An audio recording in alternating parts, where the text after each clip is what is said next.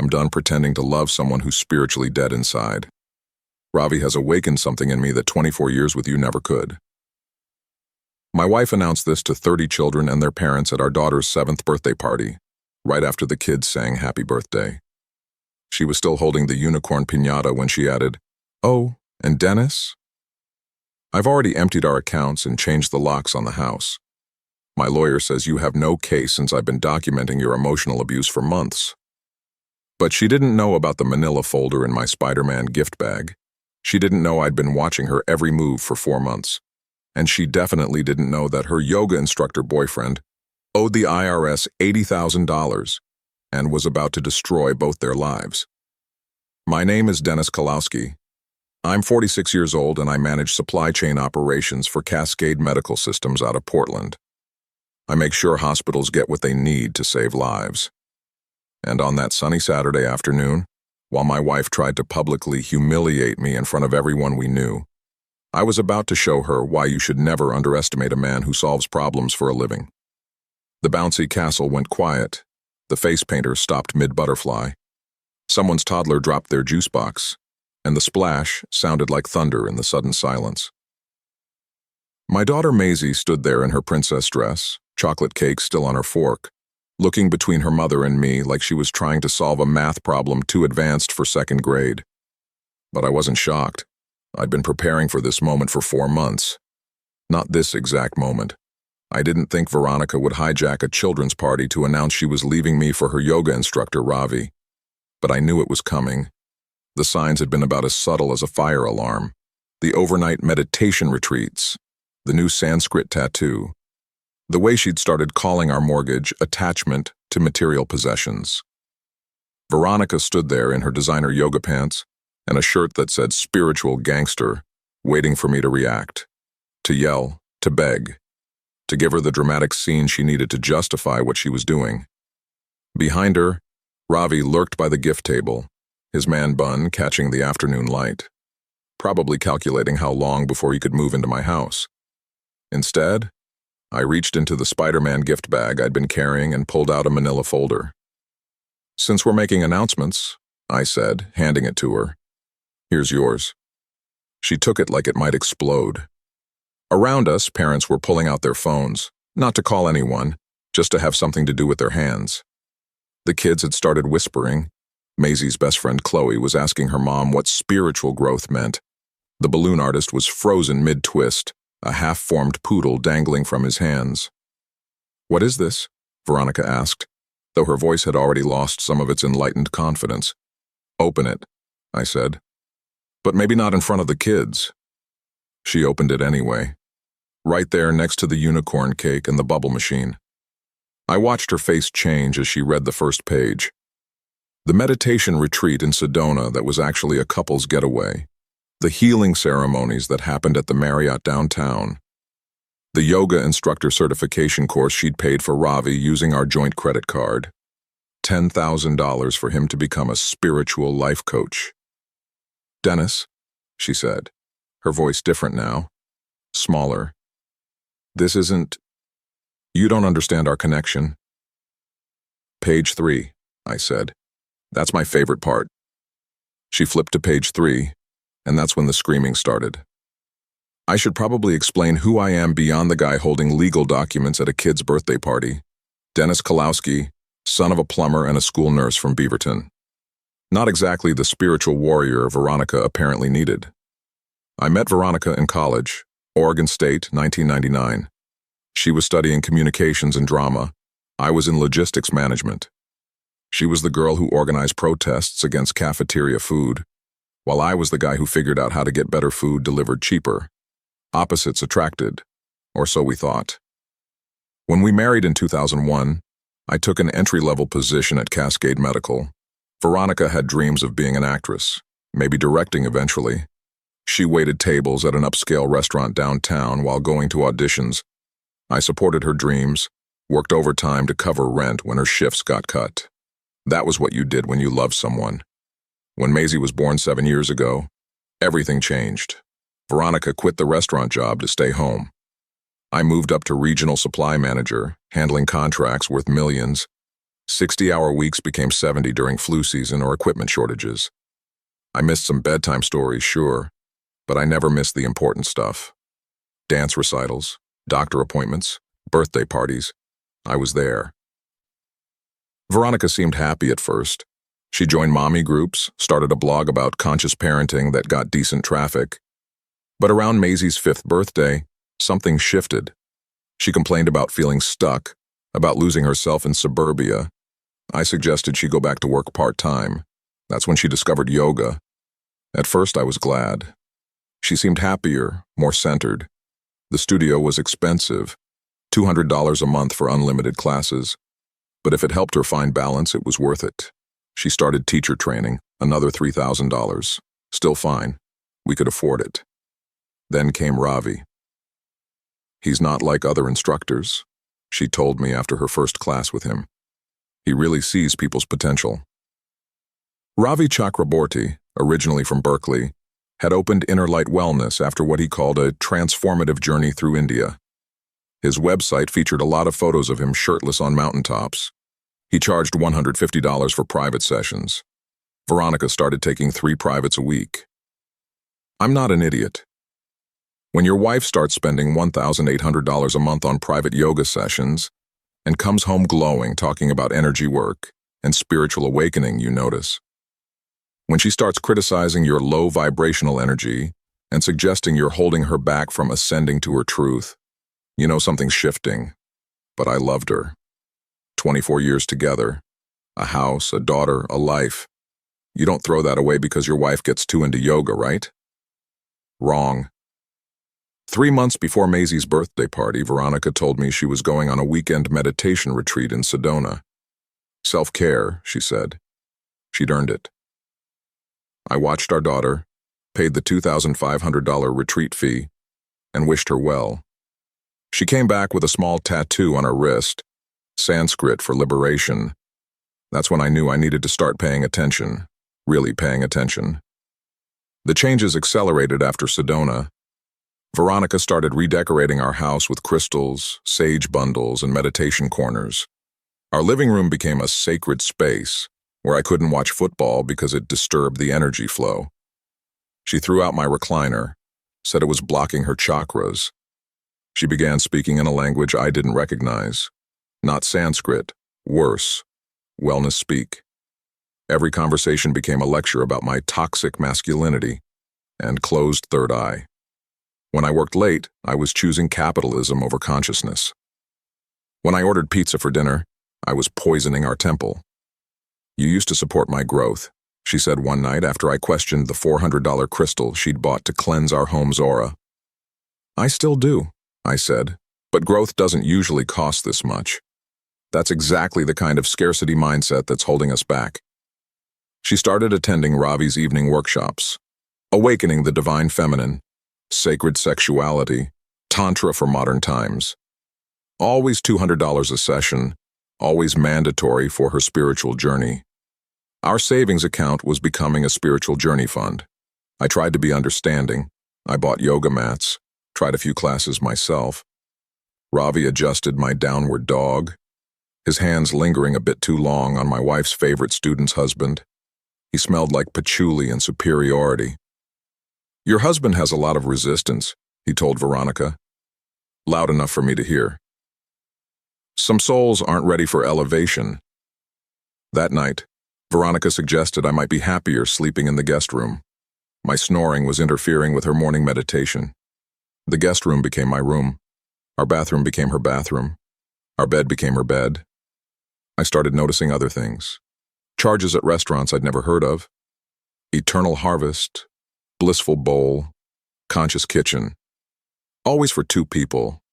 Always during lunch hours when Ravi happened to have breaks between classes. Her phone, which used to lie around carelessly, became sacred. She'd take it into the bathroom, sleep with it under her pillow. When it buzzed, she'd smile in a way she hadn't smiled at me in months. Who's texting you at midnight? I asked one night. Just the yoga group chat. We're planning a flash mob meditation for peace. The next morning I saw her deleting messages. Then came the workshops that required overnight stays. The ones where phones weren't allowed because digital devices interfere with the sacred container. She'd pack bags with clothes I'd never seen, flowing fabrics, jewelry that jingled when she walked. "Why do you need lingerie for a silent retreat?" I asked once. "It's not lingerie, Dennis. It's sacred ceremony wear. You wouldn't understand." She was right. I didn't understand how the woman who used to make fun of pretentious people had become one. I didn't understand how yoga had become a religion, and Ravi its prophet. I didn't understand how I'd become the enemy of her enlightenment. But I was starting to understand something else.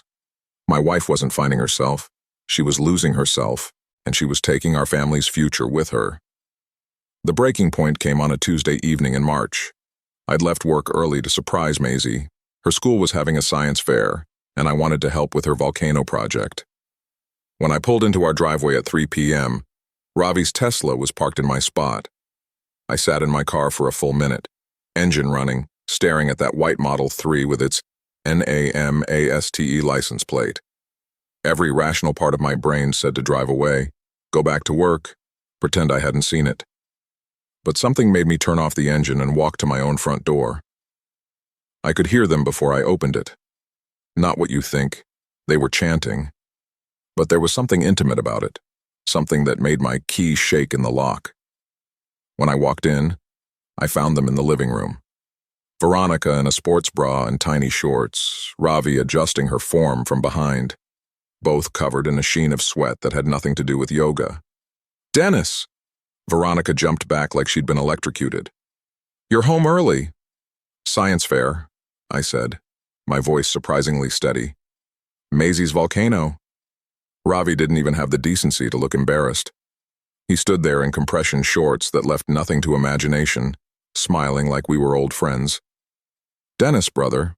Perfect timing. We were just working on Veronica's heart-opening sequence." "Is that what we're calling it?" Veronica's face flushed. "It's not what it looks like. It looks like private yoga in my living room with a man who's not wearing enough clothes." "You're being crude," she snapped. "This is exactly why we can't connect anymore. You see something sacred and make it vulgar." I looked at Ravi. "Get out of my house. This is Veronica's sacred space too, brother. I'm not your brother. Get out before I help you find the door." He looked at Veronica, who nodded slightly. As he gathered his mat and blocks, he whispered something in her ear. She touched his arm, a gesture so tender it hit harder than finding them sweating together. After he left, Veronica turned on me. "You just humiliated my spiritual teacher. Your spiritual teacher was dry humping you in our living room." That's exactly the kind of toxic interpretation I'd expect from someone at your consciousness level. That night I couldn't sleep. Not in the guest room, not on the couch, not anywhere in the house that smelled like incense and lies. So I went to my office and started researching. Bank statements, credit card bills, phone records, all the data I'd been avoiding. The Sedona retreat? She'd never checked in. The hotel charges were from a Scottsdale resort. The spiritual workshops? Half of them were at Ravi's apartment. The conscious dining? $3,000 in 3 months at romantic restaurants. But the real discovery was her email. She'd forgotten I set up her account, that I knew her password was still Maisie's birthday. I found the messages, hundreds of them, plans for after her liberation. Ravi promising to help her shed the chains of conventional marriage, discussions about my life insurance, our joint assets, how to minimize alimony. One email made me print everything. "Once you're free from Dennis, we can manifest the life we deserve. Your divorce settlement will fund our couple's retreat center in Costa Rica." My wife wasn't just leaving me. She was planning to fund her new life with my old one. That's when I called Harrison Brewster, the best divorce attorney in Portland. Harrison Brewster looked like a tax accountant but fought like a cage fighter in court. His office walls were covered with thank you letters from clients who'd kept their houses, their kids, their dignity. Exactly what I needed. "She's planning to leave you for a yoga instructor?" He didn't even try to hide his amusement. "That's a new one. Usually it's the tennis coach." I showed him everything. The emails, the credit card statements, the hotel receipts. He reviewed them with the intensity of a surgeon, occasionally making notes on a yellow legal pad. "The good news," he said, is Oregon is a no-fault state, but infidelity still matters for spousal support.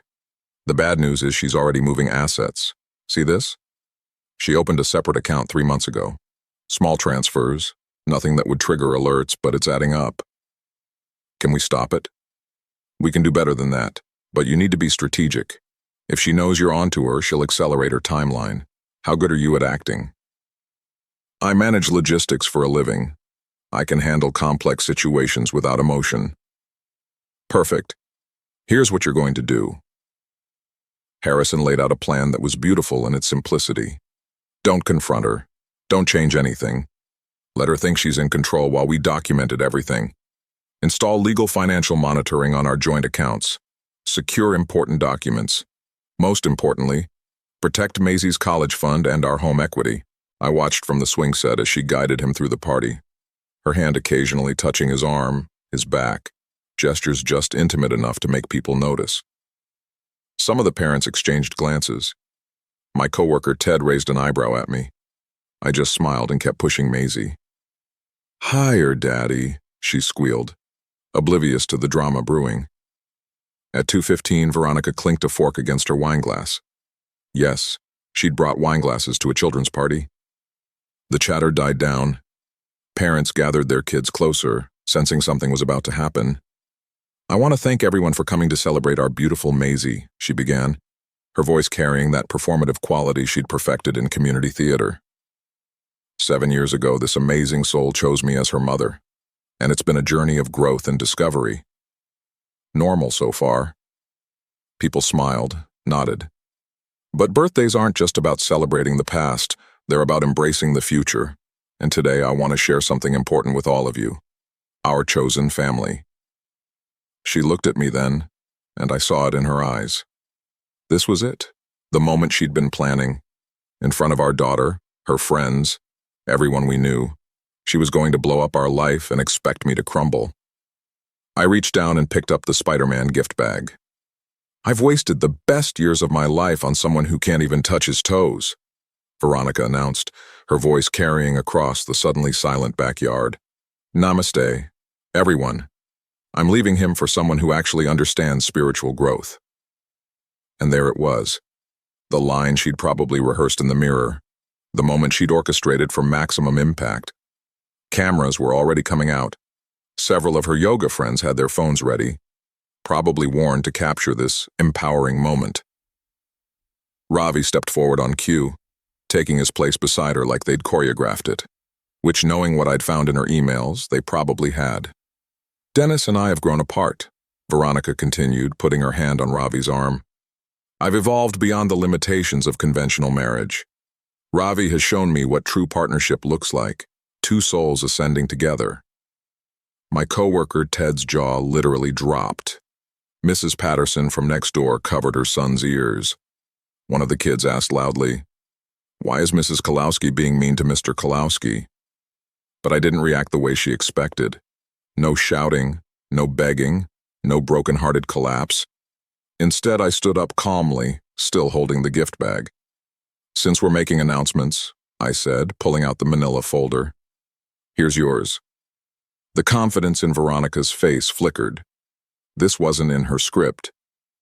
"What is this?" she asked, taking the folder. "Open it, but maybe not in front of the kids." She opened it anyway, probably thinking it was divorce papers she could dramatically reject.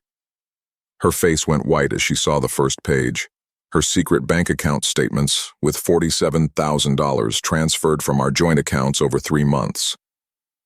"Page 2 is interesting," I said conversationally. "That's the receipt for Ravi's yoga teacher certification, the one you paid for, from our daughter's college fund." Gasps from the parent gallery. Ravi shifted uncomfortably. "Page 3, I continued as she flipped frantically. "Those are the hotel receipts from your meditation retreats. Funny how the Sedona Spiritual Center looks exactly like a Scottsdale Marriott." "Dennis, this isn't," she started. "Page 4. Your emails to Ravi about using my life insurance to fund your Costa Rica retreat center. My favorite part is where you call me a walking ATM with no spiritual awareness." The yoga friends had stopped filming. Several were backing away from Veronica like whatever she had might be contagious. Page 5. That's fun. Ravi's tax liens. 8 years of unfiled returns. The IRS is very interested in finding him, by the way. Ravi's zen composure cracked. Veronica, what is this? Page 6, I continued, warming to my theme. Screenshots of your texts planning this exact moment. Quote, I'll do it at the birthday party. Maximum witnesses for when I claim emotional abuse in court. Unquote. One of the parents whistled low. Damn, Dennis. But page 7 is my personal favorite. That's the prenup you signed and apparently forgot about. The one that says infidelity forfeits any claim to marital assets. Veronica's hands were shaking now. The manifest goddess who'd been ready to publicly humiliate me was gone, replaced by someone who'd just realized they'd played themselves. You can't, this isn't legal, she stammered. Harrison Brewster says it is. You remember Harrison? Best divorce lawyer in Portland? We've been working together for 4 months, ever since I found out about your spiritual awakening at the Marriott. The silence was deafening. Even the kids had stopped playing, sensing the adult drama unfolding. Maisie stood by the bounce castle, looking confused and scared. Ravi was the first to move. I think I should go. Not yet, I said. Page 8 concerns you. That's the cease and desist order for fraud. See, using someone else's money to pay for your business expenses without their knowledge? That's illegal. My lawyer wanted me to press charges, but I figured public humiliation would be more your speed. Veronica grabbed his arm. You can't leave. We're ascending together, remember? Ravi looked at her like she was radioactive. This isn't what we discussed. You said he was boring and agreeable. You said the divorce would be simple. I'd listen to him, Veronica, I said. After all, he's got experience running from financial problems. That's why he left California, right, Ravi? The spiritual teacher yanked his arm free and practically ran for the gate, his white linen pants billowing behind him. The prayer beads in his man bun bounced with each step. Ravi! Veronica called after him. What about our sacred bond? He didn't even look back. The backyard erupted, not in chaos, but in something worse for Veronica, judgment. Her carefully curated yoga friends whispered among themselves, already stepping away from ground zero of the social explosion. The parents were pulling their kids back, some already gathering gift bags to leave. This is private family business, Veronica shrieked, spinning around to face the crowd. He's manipulating all of you. This is exactly the kind of toxic masculine energy I'm escaping. By stealing from your daughter's college fund? Mrs. Patterson asked coldly. That spiritual evolution? Veronica's face went from white to red. You don't understand. Dennis is controlling. He's abusive. He's been raising your daughter while you've been playing yoga with her college money, Ted interrupted. We work together, Veronica. I know exactly how many overtime shifts he pulls to pay for your spiritual journey. The folder had fallen from Veronica's hands, pages scattering across the grass. One of her yoga friends picked up a page, read it, and shook her head. You told us he was financially abusing you. This says you spent $15,000 on crystals and retreats in 6 months. Those were investments in my growth. Paid for with his paychecks, another parent added. I walked over to Maisie, who was standing frozen by the bounce castle, tears streaming down her face. Hey, princess, let's go inside for a minute. Is Mommy leaving? She whispered. Let's talk about it inside, okay? As I led her toward the house, Veronica tried to follow. Don't you dare poison her against me. Like you've been doing for months? I turned back, keeping Maisie behind me. Telling her daddy's energy is negative? That Mommy needs to be free? You've been preparing her for this moment since you started planning it. I'm her mother. Then act like it. You just announced our divorce at her birthday party, in front of her friends, while holding her piñata. The crowd parted as we walked through. Inside, I could hear the exodus beginning. Car doors slamming, engines starting, the party collapsing like a punctured bounce castle. I settled Maisie in her room with her iPad and her favorite stuffed unicorn. I'm going to go clean up outside, okay? Then we'll talk about everything. Is it my fault? She asked. Did I do something wrong? No, baby, none of this is your fault. Sometimes grown-ups make bad choices, but it has nothing to do with you. When I came back outside, half the guests had left. The remaining parents were efficiently packing up their kids, shooting me sympathetic looks. A few of the dads shook my hand on the way out. "That took balls," one said quietly. "Good for you." Veronica was sitting on the porch steps, mascara running down her cheeks, making her look like a raccoon in yoga pants. Her spiritual sisters had abandoned her. Even the sustainable juice bar was being packed up by the caterer, who clearly wanted no part of this drama. "You ruined everything," she said as I walked past. "No, Veronica, you ruined everything. I just documented it." "What am I supposed to do now? Where am I supposed to go?" "That's not my problem anymore. Harrison will be in touch about the divorce proceedings.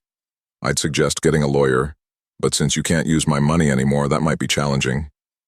She stood up, trying to summon some dignity. "This isn't over. I'll fight you. I'll get custody. With what money? You haven't worked in 7 years. You have no income, no savings, except what you stole, which you'll be returning. No home. The house is in my name, purchased before marriage. Even Ravi just ran away from you." The mention of Ravi made her crumble again. "He said we were twin flames. He said what you wanted to hear so you'd pay for his certification and his tax problems.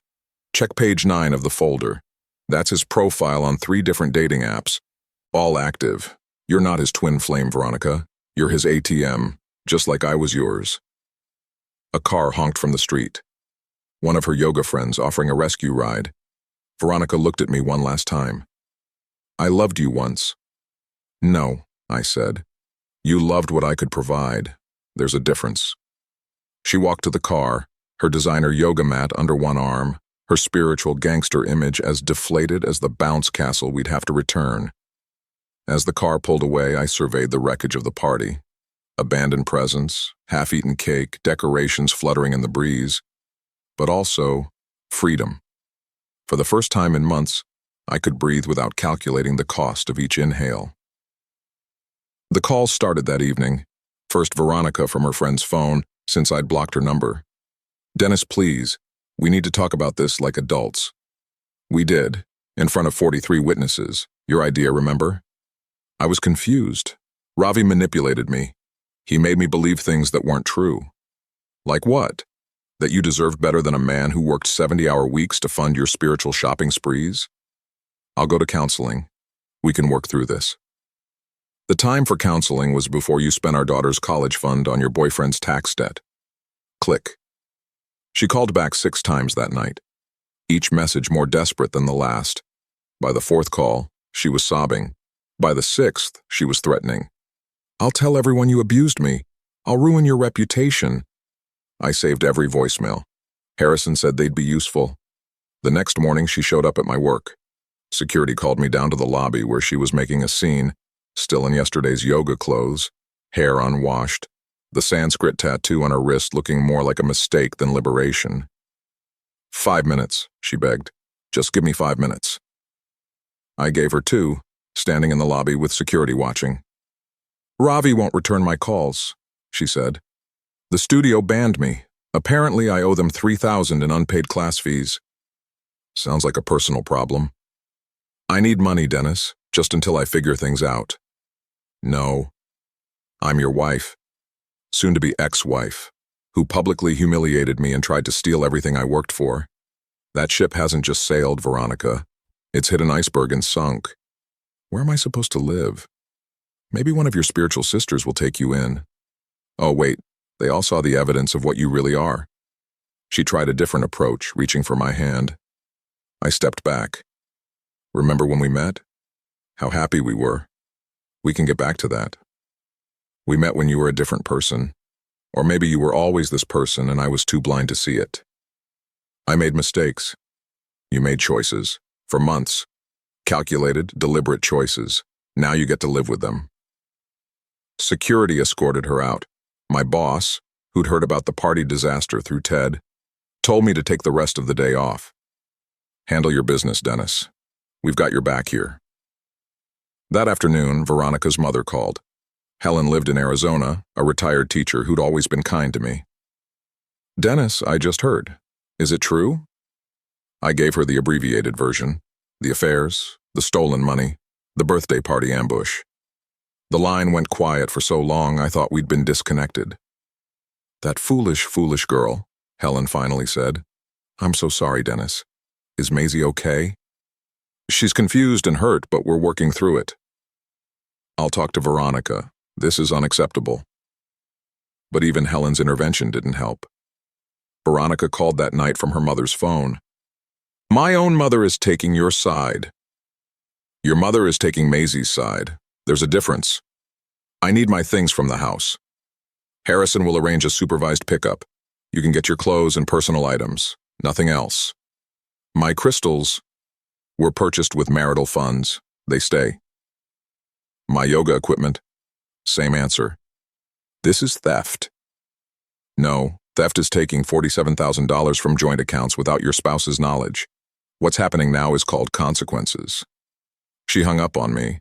The social media campaign started the next day.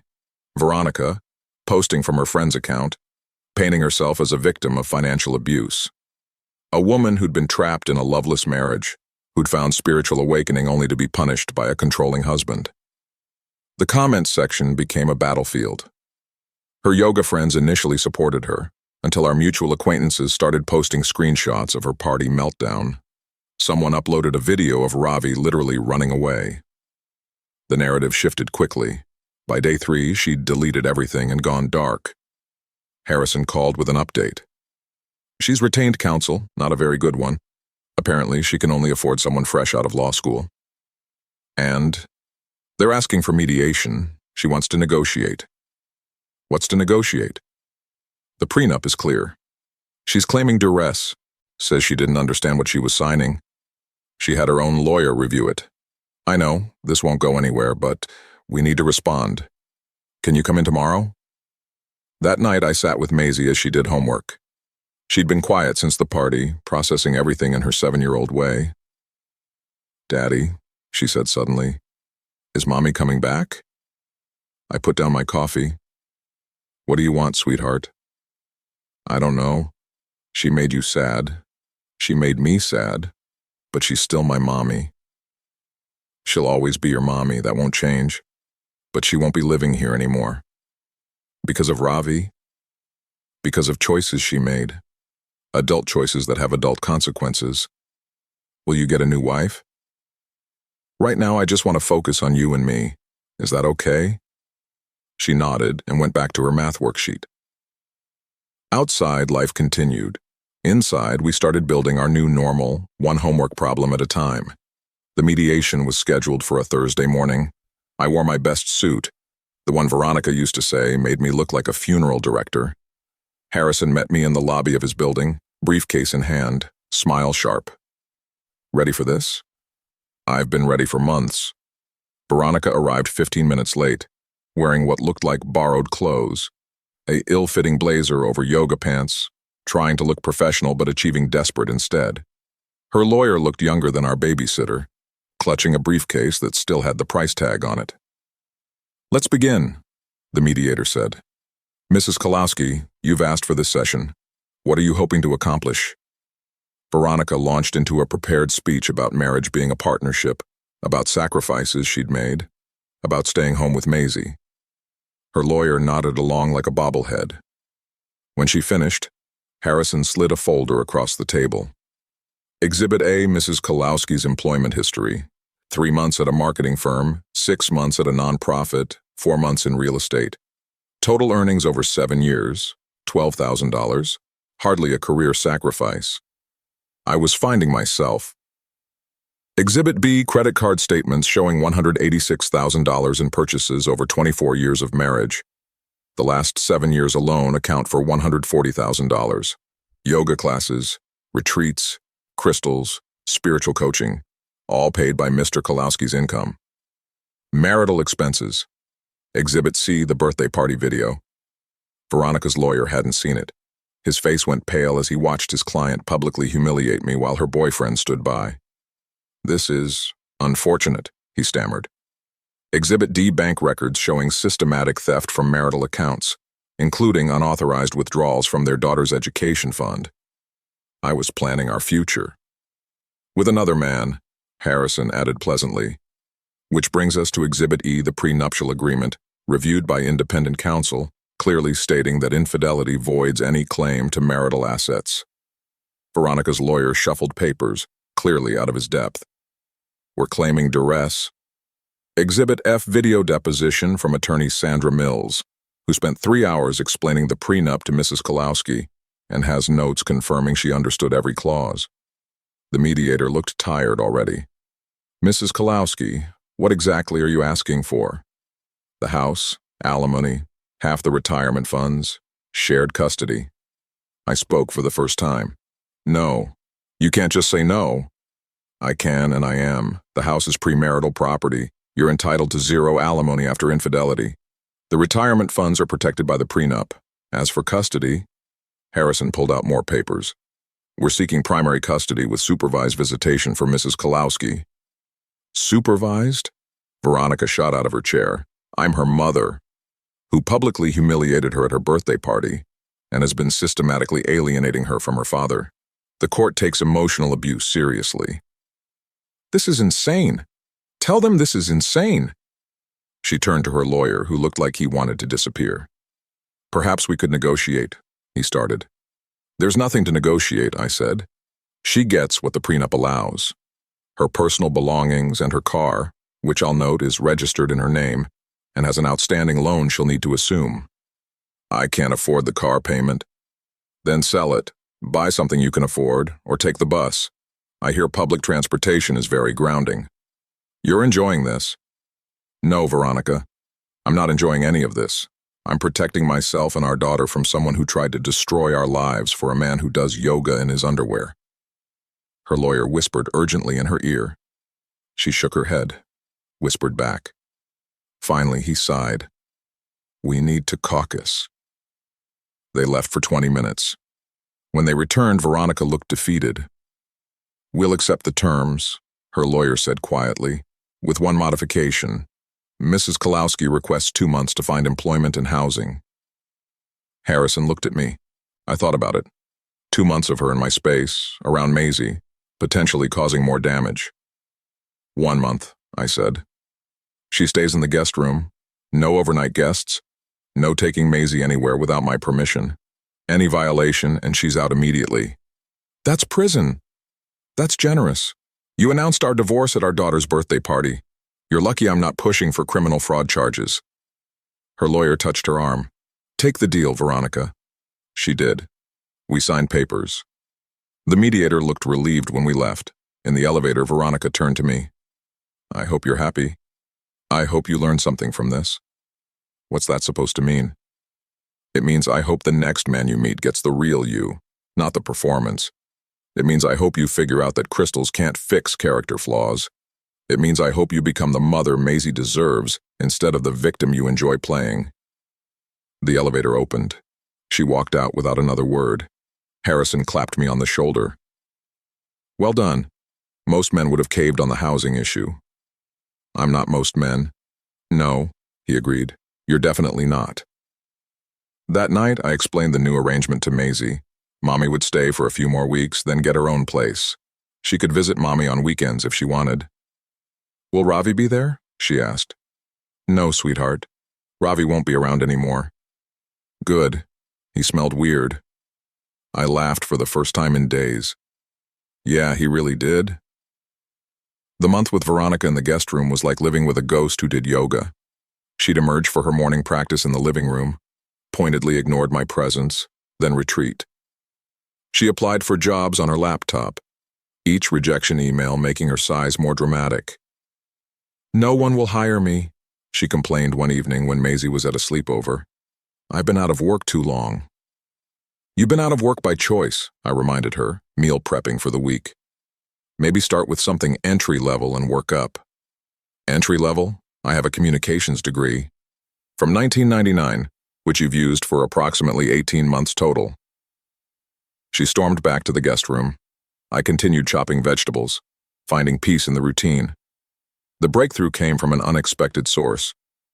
Helen, Veronica's mother, flew in from Arizona unannounced. She showed up on a Tuesday morning while Veronica was at another failed interview. Dennis, she said when I opened the door, we need to talk. We sat at the kitchen table, the same one where Veronica used to lecture me about my chakras. Helen looked older, tired, disappointed. "I failed her," she said simply. "Her father and I divorced when she was young. I spoiled her to compensate, made excuses for her behavior, enabled her fantasies." "Helen, no, let me finish. You're a good man. You deserved better. More importantly, Maisie deserves better. I found Veronica a job and an apartment in Phoenix, near me, where I can keep an eye on her. A job? Reception at a medical clinic. My friend runs it. Decent pay, benefits, a chance to rebuild." I felt a weight lift. "When?" "This weekend. I'll help her pack." Veronica didn't take it well. "I'm not running home to mother like a failure." "You are a failure," Helen said bluntly. "You failed your marriage, your daughter, and yourself. The question is, are you going to stay a failure or fix it?" The confrontation was brutal. Helen laid out every enabling moment, every excuse she'd made, every time she'd chosen to believe Veronica's version of events over reality. By the end, both women were crying. "Phoenix is a fresh start," Helen said. "Take it." Veronica looked at me, maybe hoping I'd argue for her to stay. I didn't. That weekend we packed her things, mostly yoga clothes and spiritual books. The crystals she'd fought for sat dusty on shelves, no longer worth the battle. Maisie watched from the doorway as her mother filled suitcases. "Will you visit me?" Veronica asked her. "Maybe, if you stop being mean to Daddy." "I wasn't." Veronica started, then stopped. "Okay, I'll try." The goodbye was awkward. No hugs, no tears, just a woman with 2 suitcases and a mother who'd finally stopped enabling her. As they drove away, Maisie slipped her hand into mine. "Is it okay to be sad and happy at the same time?" "Yeah, Princess, it's called being human." Life without Veronica was startlingly peaceful. No more walking on eggshells. No more checking bank statements with dread. No more coming home to find furniture rearranged for energy flow. I redecorated gradually, took down the meditation corner, brought back my recliner. The living room became livable again. Maisie and I established new routines: Taco Tuesdays, Saturday morning pancakes, bedtime stories without interruptions about negative energy. Work noticed the change. "You seem lighter," Ted commented. "Like you dropped 130 pounds of dead weight." Something like that. I got promoted 2 months later, a position I'd been passed over for twice while dealing with Veronica's drama. Regional director with a salary that would have sent Veronica into a crystal shopping frenzy. Instead, I increased Maisie's college fund contributions and started a savings account for her future. The other single dads at school started inviting me to their weekend gatherings. Turns out there was a whole community of men who'd survived similar situations. We'd watch games, grill burgers, let our kids play while sharing war stories. "Mine left me for her CrossFit coach," one said. "Pilates instructor," another added. "Life coach," a third chimed in. "Yoga teacher," I contributed. We laughed, not at the pain but at the patterns, at how predictable it all was in hindsight. Maisie thrived, her grades improved. She smiled more, started taking art classes, and showed real talent. One evening she painted a picture of our house with just the 2 of us in front holding hands. "Where's Mommy?" I asked carefully. "In Phoenix, being better," she said matter-of-factly. "That's what Grandma Helen says. She needs to be better before she can be around us." "How do you feel about that?" "Sad sometimes, but also okay. We're good, right, Daddy?" "Yeah, Princess, we're good." 6 months after Veronica left, I got a text from an unknown number. A photo of her in medical scrubs, standing in front of a clinic. "First day at work. Tell Maisie I'm trying." I showed Maisie. She studied it carefully, then asked if we could send a thumbs-up emoji. We did. That night, after Maisie was asleep, I sat on the back deck with a beer, looking at the spot where the bounce castle had been, where my marriage had publicly ended, where my new life had begun. The yard looked good, better than good. It looked like home. A year after the birthday party disaster, I was in my office reviewing supply contracts when my assistant knocked. "Dennis? There's someone here to see you," Says his name is Ravi? I looked up from my spreadsheet. Through the glass door I could see him, man bun gone, replaced with a nervous corporate haircut, wearing an ill-fitting suit instead of his usual flowing whites. 5 minutes, I said. He entered like a beaten dog, all his spiritual superiority evaporated. Dennis, thank you for seeing me. What do you want, Ravi? I wanted to apologize and to warn you. Warn me? He shifted uncomfortably. Veronica's been calling from Phoenix. She wants to get back together. With you? I almost laughed. After you ran away like Usain Bolt? She says she's changed. Got a job, going to therapy. She wants to try again. And you're here because I know things about what she was planning before, and I think she might be planning something again. I leaned back.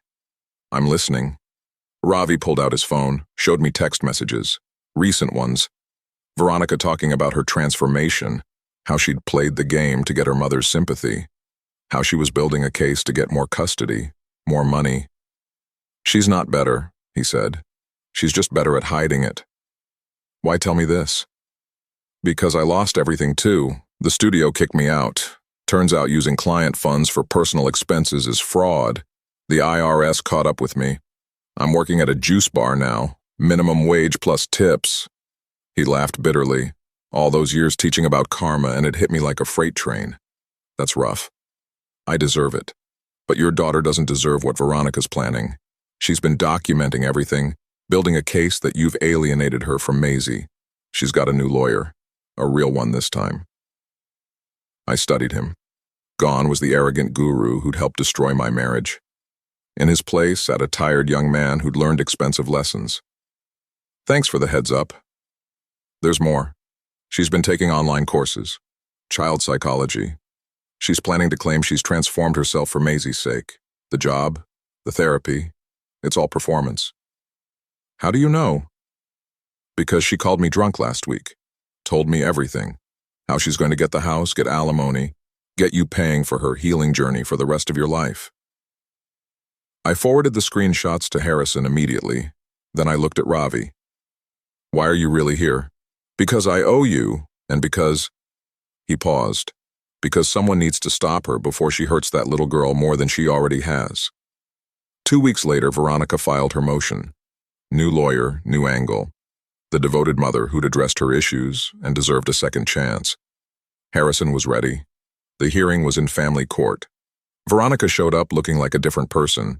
Conservative dress, minimal makeup, hair in a neat bun. The performance of responsibility. Her lawyer painted a picture of redemption. Steady job, therapy twice a week, living modestly, saving money. A mother who'd lost her way but found it again. Then Harrison presented our rebuttal. Your Honor, we have evidence that Ms. Kalowski's transformation is, unfortunately, performative. He submitted Ravi's screenshots, the drunk calls, the planning documents she'd accidentally shared in a cloud folder she forgot I still had access to. But the real kicker came from Helen, Veronica's own mother, who testified via video link. I love my daughter, Helen said, but she hasn't changed. She's learned to hide better. She tells me what I want to hear, then I catch her in lies. Last month she told me she was at therapy but was actually at a casino. She's gambling now, thinking she'll win big and not need Dennis's money. Veronica's lawyer objected, but the damage was done. The judge, a woman who'd clearly seen too many redemption performances, denied the motion. Ms. Kalowski, changing your appearance and maintaining employment for 6 months doesn't erase the documented harm you caused. The current custody arrangement stands. Outside the courthouse, Veronica dropped her act. You poisoned my own mother against me. No, Veronica, you did that yourself. I'll keep fighting, I'll never stop. I know, I said. That's why Maisie has a therapist now. To help her understand that her mother's behavior isn't her fault. She stalked off to her rental car, the luxury SUV long gone, replaced by a decade-old sedan. That evening, Maisie and I made homemade pizza, our Friday tradition. She was 8 now, taller, more confident, asking harder questions. Dad, why does Mom keep trying to change things? Because some people can't accept consequences. They keep hoping for different results without doing different things. Like my science experiment that keeps failing because I won't follow the instructions. Exactly like that. She thought for a moment. I'm glad you follow instructions. What do you mean? Like you go to work every day, you make dinner, you help with homework, you're just steady, like instructions for being a dad. I hugged her, this wise little person who'd survived her mother's chaos and come out stronger. Later, as she slept, I got a text from a number I didn't recognize. A selfie of Veronica at what looked like a bar with a man who definitely wasn't interested in her chakras. Moving on.